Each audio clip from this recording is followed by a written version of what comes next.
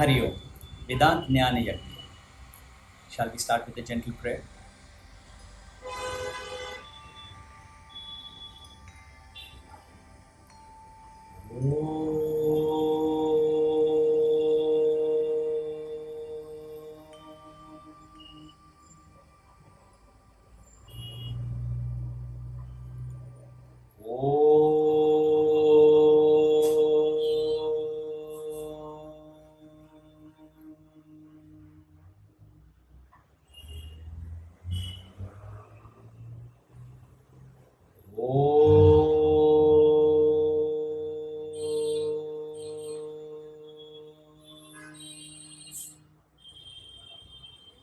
समस्त जन कल्याणे निरतं करुणामयं नमामि चिन्मयं देवं सद्गुरुं ब्रह्मविद्वरम् ॐ शान्ति शान्ति शान्तिः हरिः ॐ श्री गुरुभ्यो नमः हरिः ॐ Hari Om to one and all. Up till now, we have understood the three aspects of life, namely jīva, us, the jagata, Iswara, that which is actually the creator of the jagata and the jīva. Now, can these two, the jagata and jīva, be without each other? No. Jīva, we have explained in absolute detail till the last session. We have come to know in and out of jīva. And the world or the jagat is going to be taken up from now. But before we move ahead, let us understand this, that jīva and the jagata are interdependent. As I have already explained, that the jīva or the jagata by themselves couldn't have created themselves. For example, can gold ornaments be created without gold? Cannot. You have to have gold. Only then you can create gold ornaments. Yes. Gold is the material cause, but there has to be a efficient cause or an intelligent cause to create out of that gold so many beautiful and varied kind of ornaments, isn't it? In the same way, how can the world create itself, or how can the jīva create itself? Or as many believe that nothing is there and from nothing all this world and jīva and jagat has come. No, we all know from nothing only nothing can come. Therefore there has to be an efficient cause of the world. At the same time there has to be a material cause of the world. But we had also spoken about that eternal truth, that Brahman, or as we call him, the God of all gods, which we had given attributes. We have known the attributes of it. What are the attributes? That one, it is changeless. Two, that it is infinite. And third, that it is all pervasive. What does this mean? Changeless. If there is a vastu, a thing which is changeless, means it remains the same way for any number of time. It was the same in the past, it will be the same in the future, and it is the same in the present. That means it is changeless.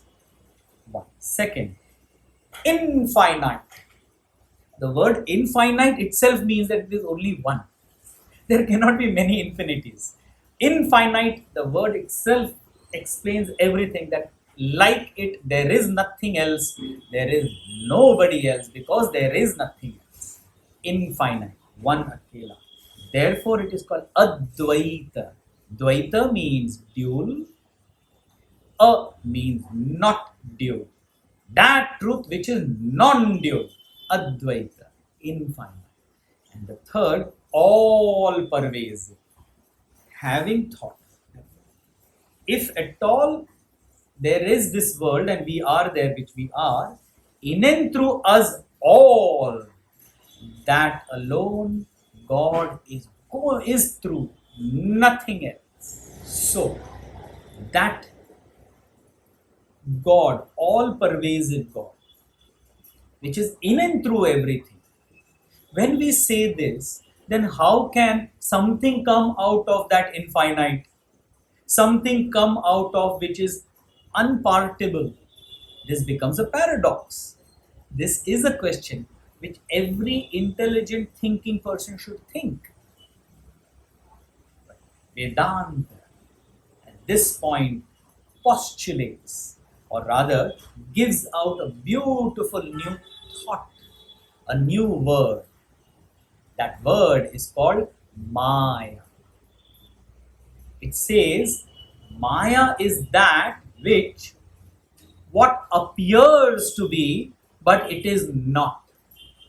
Something that we can see, but it is actually not what we are seeing. So many times we have given this example before. When you see in the dark alleys some crack on the ground or a rope fallen down, which you mistakenly think that it's a snake, at that point when there is this mistake in your mind of apprehending the right thing, you feel it's a snake and it's a complete snake from head to tail. There is no mistaking it till the time you remove the torch from your pocket and flash that light clearly on the whole rope, and then you realize, oh, it wasn't a snake, it was a rope alone. This misunderstanding is there. Maya has got its power of two kinds. One, it has the power of completely hiding the real truth from you. Absolutely non-apprehension. For example, when you saw something in the dark, you could not know what it is. The truth was completely hidden from you. But did it stop there? No. Maya has its second power, which it projects something else on what it is not. And immediately you thought, oh, it is a snake. So first, what it does is your mind, intellect from knowing the truth. And second, it projects something else which it is not. This is Maya. Oh, so Maya is so powerful. That means one is that God and one is Maya. No. If it was like that, it would have been Dvaitam or dualism. We are speaking of Advaita. Then if we are speaking of Advaitam, that means only one, monism, which is not dual. Eternal truth is one. Then how is Maya able to do all this? Therefore, we need to understand from where does Maya get its power. Maya is nothing but the innate ability, power of that Bhagavan. Meaning, I'll give you a very quick example. When I say that I am very strong, I remain the same myself. But my strength is variable in compared to what? I can push a bed from here to there. That is my strength. But can I push a whole car from here to there, or can I even move? This is the degree of my power. But we are talking of the power which is infinite power. Maya is nothing but the power of that God. Like I have my limited power, but if I am not there, can my power survive? Can you think that this body without me, the consciousness can do anything? Nay, nothing. In the same way, Maya gets its entire energy and power, and the game that Maya plays, the Leela that it plays, only and only because of the presence of that Bhagwan, that Brahman, that eternal truth. Without eternal truth, there is no Maya. Maya has got no power. So never misunderstand this. Maya is only and only dependent on Brahman, Maya. So what it actually prevents? What does it cover? In reality, Maya covers the truth from us. The one truth that we are that Brahman. It completely prevents us from seeing it. One. And second, it projects this entire world of names and forms in us. Right in front of us, we see it. Tangible. Therefore, we come to believe it so much, deeply, absolutely. What happens that once the projection comes, your identification with that projection makes that projection real for you. When we have gone to see a movie in the theater, a projector is projecting the film on the screen. By the time there is 30 minutes into the film, what happens? Your mind is completely captured by the film, and you, as though, become a part of the film. So when there is sorrow in the film, your heart has a pain. When there is fun and jokes, you laugh. Why? Because your identification with the film has become one. In the same way, Maya completely prevents the truth from us, completely covers the truth, and then projects this world of names and forms in front of us. And slowly, as time passes, we become so identified with this world that we feel this world is the only reality, that this body is me. And this identification is what is called Maya. But how does all this happen? How is Maya able to do all this? The technicality of it. How does it all begin? We will speak in the next session. And I am sure each and every one of you who is listening, who's watching, wants to know the genesis, the origin of all of us, of the universe. Don't we?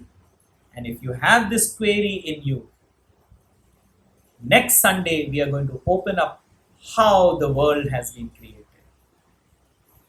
With these few words, I take a Madhya Viram. It is seldom that we literally think of our lessons. In the time of this pandemic, we are able to share and have such a beautiful time, though it is 10 minutes, 12 minutes, 15 minutes. But we share such beautiful thoughts with each other that it completely bereft of all the pain of everything in this world. Therefore, let us thank Bhagwan for doing this. Let us thank our parents for giving us this body. Kindly join with me for the end.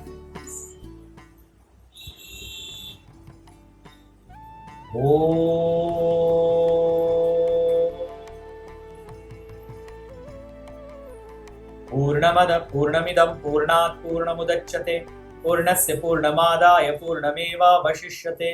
Om Shanti Shanti Shanti. Hari Om.